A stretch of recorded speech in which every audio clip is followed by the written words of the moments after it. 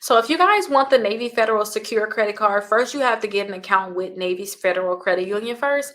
Get an account with them. Once you get an account, you can apply right away for their secure credit card. Now, sometimes they are going to deny you if you guys probably have like a recent bankruptcy. They may deny you, but what I want you to do is try to see if you can pre-qualify for it. If you can pre-qualify for it, then go ahead and get it. And you can apply right online for the secure credit card. You can apply over the phone for a secure credit card, but you have to have an account with them first.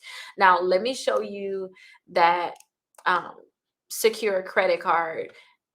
I really like this secure credit card because you can pre-qualify for it. They don't have any annual fees. You probably shouldn't be doing a balance transfer on this credit card.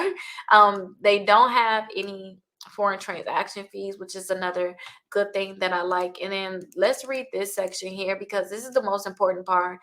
When you put a deposit down $200, in about six to 12 months, that $200 is going to turn into a $2,000 account, and they're going to give your $200 back. So they say after having an account for 3 months, they're going to start looking at your account to see if you're eligible for an upgrade, and they want to start looking again around that 6 month mark. So make sure that you're keeping your balance paid. You don't have any like late payments, or some of your other accounts are now negative, and then you're going to have an easier chance of getting approved for this credit card. But you can apply right online. You can call them to apply for this credit card. But I tell you guys to pre-qualify, and then you can go right into the app and pre-qualify for this credit card also. But see if you can actually get it. But understand you have to have an account with Navy Fed to even get that credit card. If you don't have an account, then you're not going to be able